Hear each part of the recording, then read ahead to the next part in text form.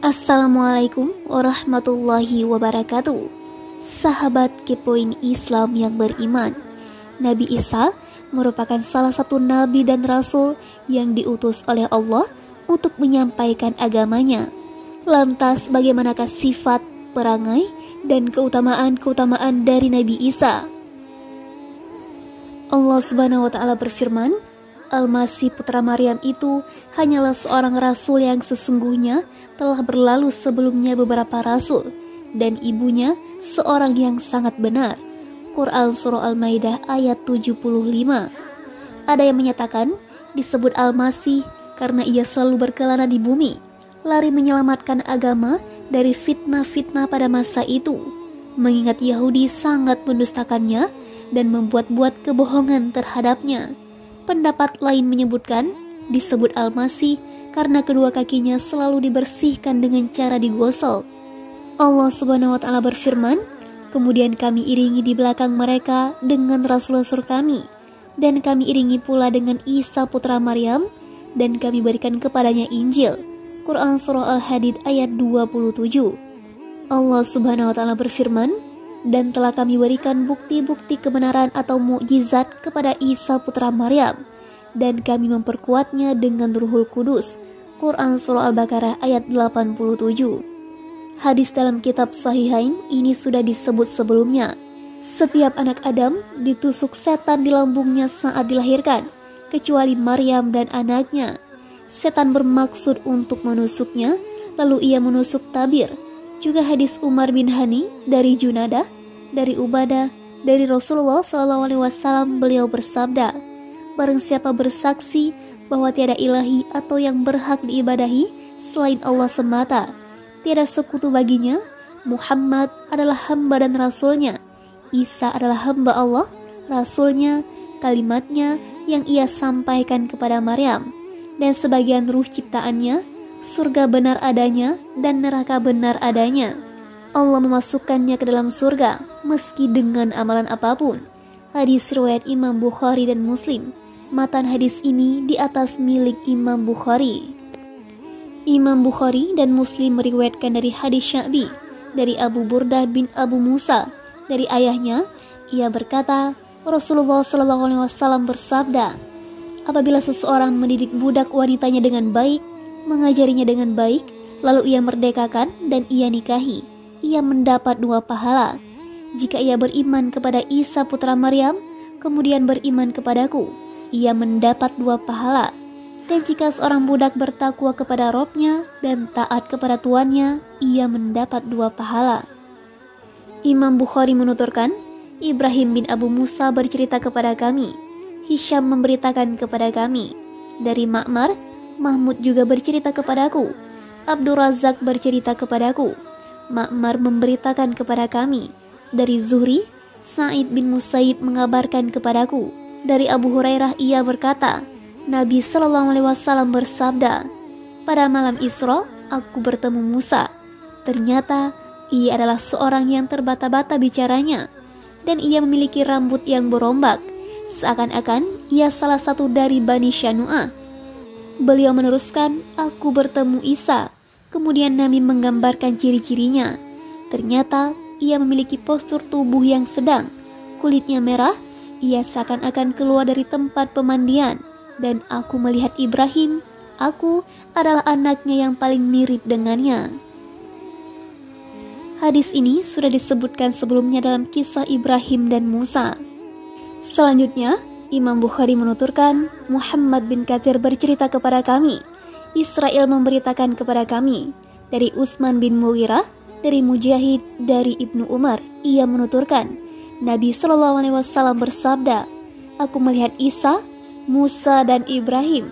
Adapun Isa, kulitnya merah, berambut ikal dan berdada bidang. Adapun Musa, kulitnya coklat, kekar dan berambut lurus. Ia seperti orang Zaid. Hanya Imam Bukhari yang meriwayatkan hadis ini. Ibrahim bin Munzir bercerita kepada kami, Abu Damrah bercerita kepada kami, Musa bin Uqbah bercerita kepada kami. Dari Nafi ia berkata, Abdullah bin Umar menuturkan, suatu ketika saat berada di tengah-tengah khalayak, Nabi SAW menuturkan tentang Al-Masih Dajjal. Beliau mengatakan, sungguh Allah tidak buta sebelah mata, sementara Al-Masih Dajjal buta mata kanannya. Matanya seakan buah anggur yang menonjol. Tadi malam saat aku tidur di dekat Ka'bah, aku memimpikan seorang lelaki berkulit coklat. Ia seakan orang berkulit coklat paling bagus yang pernah terlihat. Rambutnya menyentuh di antara kedua pundaknya dan berbulu. Rambutnya meneteskan air. Ia meletakkan kedua tangannya di pundak dua lelaki. Ia bertawaf di Baitullah. Lalu aku bertanya, dia siapa? Mereka menjawab, Al-Masih putra Maryam. Setelah itu, aku melihat seseorang di belakangnya. Rambutnya ikal, mata sebelah kanannya buta. Di antara orang yang pernah aku lihat, ia mirip sekali Ibnu Qatan. Ia meletakkan tangan di kedua pundak seseorang. Ia bertawaf di Baitullah. Lalu aku bertanya, dia siapa? Mereka menjawab, Al-Masih Dajjal. Juga diriwayatkan Muslim dari Musa bin Uqbah. Setelah itu Imam Bukhari mengatakan, hadis ini juga diriwayatkan Abdullah bin Nafi. Setelah itu Imam Bukhari menyebut hadis yang dimaksud dari jalur Zuhri, dari Salim bin Umar. Zuhri mengatakan, Ibnu Qatan adalah seorang Khuza'ah. Ia mati pada masa jahiliyah. Nabi SAW menjelaskan dua Al-Masih. Al-Masih yang mendapat petunjuk dan Al-Masih yang tersesat. Agar Al-Masih yang pertama dikenali saat ia turun agar diimani oleh orang-orang mukmin, dan Al-Masih yang kedua juga dikenali agar diwaspadai oleh para ahli tauhid. Imam Bukhari menuturkan, Abdullah bin Muhammad bercerita kepada kami, Abdul Razak bercerita kepada kami, Ma'mar memberitakan kepada kami, dari Himmam bin Munabbih, dari Abu Hurairah, dari Nabi SAW beliau bersabda, Isa putra Maryam melihat seseorang mencuri, lalu ia bertanya padanya, kau mencuri? Orang itu menjawab, tidak, demi zat yang tiada ilahi atau yang berhak diibadahi selainnya. Isa kemudian berkata, aku beriman kepada Allah. Kau benar dan kedua mataku telah berdusta. Seperti itu juga yang diriwayatkan Muslim dari Muhammad bin Rafi dari Abdul Razak. Ahmad menuturkan, Affan bercerita kepada kami, Hamad bin Salamah bercerita kepada kami, dari Hamid At-Tawil, dari Hasan dan lainnya, dari Abu Hurairah ia berkata, setauku hadis ini hanya bersumber dari Nabi SAW. Beliau bersabda, Isa putra Maryam melihat seseorang mencuri, lalu ia bertanya padanya, hai fulan, kau mencuri? Orang itu menjawab, tidak, demi Allah aku tidak mencuri. Isa kemudian berkata, aku beriman kepada Allah, kau benar dan mataku telah berdusta. Ini menunjukkan perangai yang bersih, karena Isa lebih dulu menyebut sumpah orang tersebut. Lalu Isa yakin bahwa tak seorang pun bersumpah dengan menyebut keagungan Allah, lalu ia berdusta meski Isa melihatnya secara langsung kejadiannya. Ia menerima alasannya dan menyadari diri sendiri seraya mengucapkan, aku beriman kepada Allah. Maksudnya, kau benar dan mataku yang berdusta karena sumpahmu. Imam Bukhari menuturkan, Muhammad bin Yusuf bercerita kepada kami, Sufyan bercerita kepada kami, dari Mughirah bin Nu'man, dari Sa'id bin Jubair, dari Ibnu Abbas ia menuturkan, Rasulullah SAW bersabda, kalian akan dikumpulkan dalam kondisi tanpa alas kaki, telanjang dan berkulup. Setelah itu beliau membaca, sebagaimana kami telah memulai penciptaan pertama, begitulah kami akan mengulanginya. Itulah suatu janji yang pasti kami tepati. Quran Surah Al-Anbiya ayat 104. Dengan demikian, manusia pertama yang diberi pakaian adalah Ibrahim. Kemudian beberapa orang di antara umatku dihalau ke kanan dan ke kiri. Lalu aku mengatakan, mereka sahabat-sahabatku. Lalu dikatakan, mereka murtad setelah kau tinggalkan mereka. Lalu aku mengatakan, seperti yang dikatakan hamba saleh Isa putra Maryam. Dan aku menjadi saksi terhadap mereka selama aku berada di tengah-tengah mereka. Maka setelah engkau mewafatkan aku, engkaulah yang mengawasi mereka, dan engkaulah yang maha menyaksikan atas segala sesuatu. Jika engkau menyiksa mereka, maka sesungguhnya mereka adalah hamba-hambamu, dan jika engkau mengampuni mereka, sesungguhnya engkaulah yang maha perkasa, maha bijaksana. Quran Surah Al-Maidah ayat 117-118. Hanya Imam Bukhari yang meriwayatkan hadis ini melalui jalur di atas. Imam Bukhari juga menuturkan, Abdullah bin Zubair Al-Humaidi bercerita kepada kami, Sufyan bercerita kepada kami, aku mendengar Zuhri berkata, Abdullah bin Abdullah mengabarkan kepadaku, dari Ibnu Abbas, ia mendengar Umar menyampaikan di atas mimbar, aku pernah mendengar Rasulullah SAW bersabda, janganlah kalian memujiku seperti kaum Nasrani memuji Isa putra Maryam, karena aku hanya seorang hamba. Maka katakanlah, Muhammad hamba Allah dan Rasulnya. Imam Bukhari menuturkan, Ibrahim bercerita kepada kami, Jarir bin Hazim bercerita kepada kami, dari Muhammad bin Sirin, dari Abu Hurairah, dari Nabi SAW beliau menuturkan, tidak ada yang berbicara saat masih berada dalam buayan, melainkan 3 bayi. Pertama Isa, kedua, di tengah-tengah Bani Israel ada seorang laki-laki bernama Juraid. Saat itu ia sedang salat, lalu ibunya datang dan memanggil. Ia berkata dalam hati, aku penuhi panggilan ibu atau meneruskan salat. Ibunya kemudian berkata, ya Allah, jangan kau matikan dia sebelum kau perlihatkan wajah-wajah pelacur padanya. Juraid berada di tempat peribadatan. Lalu datanglah seorang wanita kepadanya dan berbicara padanya. Juraid enggan memenuhi permintaannya. Wanita itu kemudian mendatangi seorang pengembala dan menyerahkan diri padanya hingga melahirkan bayi lelaki. Wanita itu ditanya, siapa ayahnya? Wanita itu menjawab, Juraid. Mereka kemudian mendatangi Juraid dan menghancurkan tempat peribadatannya. Mereka turunkan Juraid dan mereka tawan. Setelah itu, Juraid berwudu dan salat, lalu mendekati bayi itu. Juraid bertanya, siapa ayahmu wahai bayi?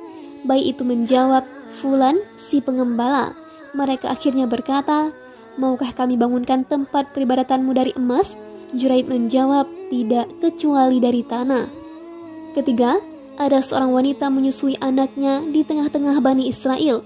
Lalu ada lelaki berkendara melintas. Ia lelaki berwibawa. Ibu itu kemudian berkata, ya Allah, jadikan anakku ini seperti dia. Bayi itu melepaskan puting susu dan menghadap ke arah lelaki yang berkendara itu lalu mengucapkan, ya Allah, jangan jadikan aku seperti dia. Ia kembali menyusu lagi. Abu Hurairah mengatakan, aku sepertinya melihat Nabi SAW menghisap jari beliau. Setelah itu, ada seorang budak wanita melintas. Ibu itu mengatakan, ya Allah, jangan jadikan anakku seperti dia. Bayi itu melepaskan puting susu lalu mengucapkan, ya Allah, jadikan aku seperti dia. Ibunya bertanya, kenapa seperti itu? Anaknya menjawab, si pengendara itu adalah seseorang yang semena-mena. Sementara si budak wanita tersebut dituduh orang, kau mencuri, kau berzina, padahal tidak. Imam Bukhari menuturkan, Abu Yaman bercerita kepada kami, Syu'aib bercerita kepada kami, dari Zuhri, Abu Salamah mengabarkan kepadaku. Abu Hurairah menuturkan, aku mendengar Rasulullah SAW bersabda, sungguh aku adalah manusia yang paling berhak atas putra Maryam. Para nabi itu saudara seayah lain ibu. Tidak ada seorang nabi pun antara aku dan dia atau Isa. Hanya Imam Bukhari yang meriwayatkan hadis ini melalui jalur di atas. Juga diriwayatkan Ibnu Hibban dalam kitab sahihnya dari Abu Daud Al-Hafari, dari At-Tawri, dari Abu Zanad, dari Abu Salamah, dari Abu Hurairah. Ahmad menuturkan, Waki bercerita kepada kami, Sufyan At-Tawri bercerita kepada kami, dari Abu Zanad, dari Al-A'raj, dari Abu Hurairah ia menuturkan, sungguh aku adalah manusia yang paling berhak atas putra Maryam. Para nabi itu saudara seayah lain ibu. Tidak ada seorang nabi pun antara aku dan Isa. Sanad ini sahih sesuai syarat Imam Bukhari dan Muslim. Hanya saja tidak ditakhrij oleh keduanya melalui jalur ini. Juga diriwayatkan Ahmad dari Abdul Razak, dari Ma'mar, dari Himam, dari Abu Hurairah, dari Nabi SAW dengan matan serupa, dan Ibnu Hibban dari Abdul Razak dengan matan serupa. Ahmad menuturkan, Yahya bercerita kepada kami, dari Abu Urubah, Qatadah bercerita kepada kami, dari Abdurrahman bin Adam, dari Abu Hurairah, dari Nabi SAW beliau bersabda, para nabi adalah saudara-saudara seayah lain ibu. agama mereka sama, dan ibu mereka banyak. Aku adalah manusia yang paling berhak atas Isa putra Maryam, karena antara aku dan dia tak ada seorang nabi pun. Ia akan turun pada akhir zaman. Saat kalian melihatnya, kenalilah dia. Dia lelaki dengan tinggi sedang, kulitnya putih kemerahan, rambutnya lurus, rambutnya seakan meneteskan air meski tidak terkena air. Ia membawa 2 maksara. Ia kemudian mematahkan salib, membunuh babi, membatalkan pajak, membatalkan seluruh agama, hingga seluruh agama mati di masanya, kecuali Islam. Di masanya, Allah membinasakan Al-Masih Dajjal si pendusta. Keamanan menyebar di bumi, hingga unta merumput bersama singa, sapi merumput bersama macan, kambing merumput bersama serigala, dan anak-anak bermain ular. Mereka tidak membahayakan satu sama lain. Ia bertahan selama yang dikehendaki Allah. Setelah itu ia wafat, lalu kaum muslimin menyelati dan mengubur jenazahnya. Selanjutnya, Ahmad meriwayatkan hadis ini dari Affan, dari Himam, dari Qatadah, dari Abdurrahman, dari Abu Hurairah. Ia menyebut hadis serupa. Disebutkan Isa bertahan selama 40 tahun. Setelah itu ia wafat dan jenazahnya disolati kaum muslimin. Juga diriwayatkan Abu Daud dari Hutbah bin Khalid, dari Himam bin Yahya dengan matan serupa. Hisham bin Urwah meriwayatkan dari Salih, bekas budak Abu Hurairah, dari Abu Hurairah, Rasulullah SAW bersabda, lalu ia bertahan di bumi selama 40 tahun. Kisah turunnya Isa di akhir zaman sudah disampaikan oleh Ibnu Katsir dalam kitab Al-Malahim, juga dalam kitab tafsir saat membahas firman-Nya dalam surah An-Nisa. Tidak ada seorang pun dari ahli kitab kecuali akan beriman kepadanya atau Isa sebelum kematiannya. Dan di hari kiamat nanti, Isa itu akan menjadi saksi terhadap mereka. Quran Surah An-Nisa ayat 159. Dan firman-Nya, dan sesungguhnya Isa itu benar-benar memberikan pengetahuan tentang hari kiamat. Quran Surah Az-Zukhruf ayat 61. Isa turun di Menara Putih Damaskus. Saat itu, iqamat subuh sudah dikumandangkan. Lalu imam kaum muslimin berkata padanya, majulah wahai ruh ciptaan Allah, jadilah imam. Ia berkata, tidak, kalian satu sama lain adalah para pemimpin yang dimuliakan Allah di antara umat ini. Riwayat lain menyebutkan, Isa kemudian berkata padanya, iqamat salat hanya dikumandangkan untukmu. Isa kemudian salat di belakangnya. Setelah itu, ia bergerak bersama kaum muslimin mencari Al-Masih Dajjal, lalu menemukannya di bab Lut, lalu Isa membunuhnya dengan tangannya. Seperti yang telah kami sebutkan, besar harapan saat menara timur ini dibangun di Damaskus. Menara ini dibangun dari batu putih. Menara ini dibangun dari harta kaum Nasrani saat mereka membakar bagian yang runtuh dan bagian-bagian sekitarnya. Isa putra Maryam kemudian turun, ia membunuh babi, mematahkan salib, tidak menerima dari siapapun selain Islam. Ia keluar dari lembah Rauha untuk menunaikan haji atau umrah, atau melalui celah-celah Rauha. Ia bertahan selama 40 tahun. Setelah itu wafat dan dimakamkan. Menurut salah satu pendapat, ia dimakamkan di bilik Nabi SAW di dekat makam Rasulullah SAW dan kedua sahabat beliau. Ada hadis terkait pemakaman Isa. Hadis ini diriwayatkan Ibnu As-Sakir di bagian akhir biografi Al-Masih.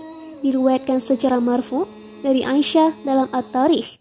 Ia dimakamkan bersama Rasulullah SAW, Abu Bakar dan Umar di bilik Nabi SAW. Hanya saja sanadnya tidak sahih. Abu Isa At-Tirmizi menuturkan, Zaid bin Akhzam At-Ta'i bercerita kepada kami.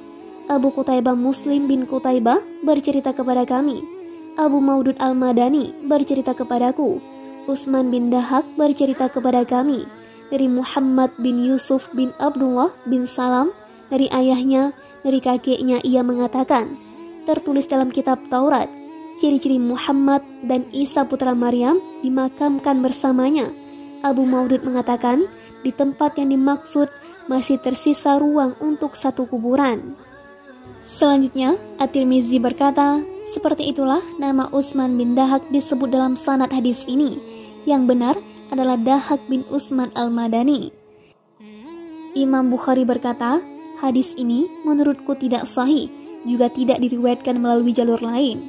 Imam Bukhari meriwayatkan dari Yahya bin Hammad, dari Abu Awanah, dari Asim al-Ahwal, dari Abu Usman an-Nahdi, dari Salman ia berkata, rentang waktu antara Isa dan Muhammad adalah 600 tahun. Diriwayatkan dari Qatadah 560 tahun. Riwayat lain menyebut 540 tahun. Diriwayatkan dari Dahak 430 sekian tahun. Yang masyhur adalah 600 tahun. Ada juga yang menyebut 620 tahun Qamariyah. Sehingga kalau dihitung berdasarkan kalender Syamsiah tepat 600 tahun. Ibnu Hibban menyebutkan dalam kitab sahihnya batas waktu di mana umat Isa tetap berpedoman pada petunjuknya.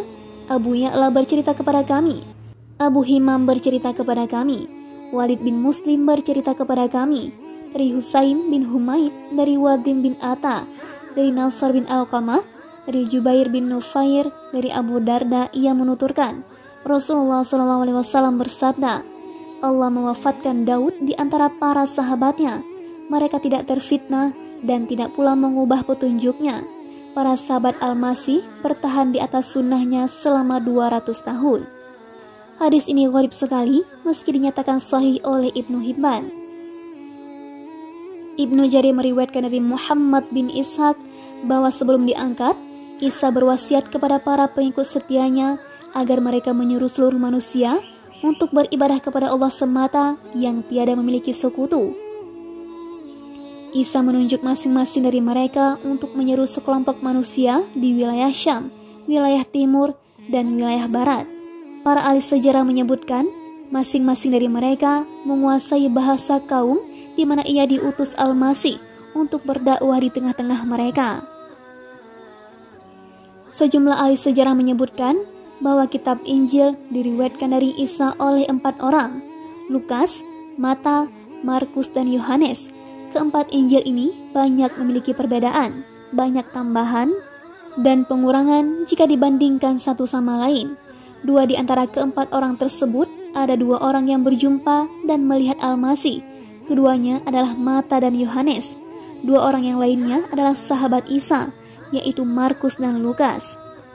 Di antara penduduk Damaskus, ada seseorang yang beriman dan percaya kepada Al-Masih. Namanya Daina. Ia bersembunyi di gua di pintu timur, di dekat gereja karena takut terhadap Paulus, si Yahudi. Ia adalah penguasa yang lalim, semena-mena membenci Al-Masih dan agama yang ia bawa. Ia membotaki rambut keponakannya kala beriman kepada Al-Masih dan mengaraknya mengelilingi Damaskus. Setelah itu ia rajam hingga mati. Saat Paulus mendengar berita Al-Masih bergerak menuju Damaskus, ia menyiapkan keledai dan pergi untuk membunuhnya. Paulus bertemu Al-Masih di Kaukaba. Saat berhadapan dengan para sahabat Al-Masih, seorang malaikat datang menghampiri Paulus lalu memukul wajahnya dengan ujung sayap hingga membuatnya buta. Mengetahui situasi yang terjadi, terlintas di hatinya untuk percaya kepada Al-Masih. Ia kemudian datang menghampiri Al-Masih dan meminta maaf atas segala perbuatannya selama ini. Lalu ia beriman kepadanya. Lalu Paulus memintanya agar mengusap kedua matanya, agar Allah mengembalikan penglihatannya. Al-Masih berkata, temuilah Daina, penduduk Damaskus yang beriman kepada Al-Masih di wilayahmu, Damaskus. Ia berada di ujung teras persegi panjang, ia akan berdoa untukmu. Paulus kemudian menemui orang yang dimaksud. Ia lalu mendoakan Paulus hingga ia bisa melihat kembali, dan keimanannya terhadap Al-Masih kian membaik. Paulus percaya bahwa Al-Masih adalah hamba Allah dan Rasul-Nya. Ia kemudian mendirikan gereja dengan namanya, Gereja Paulus, yang terkenal di Damaskus pada masa penaklukan para sahabat Rasulullah SAW, hingga pada akhirnya gereja sepi tak berpenghuni. Wallahu a'lam. Wassalamualaikum warahmatullahi wabarakatuh.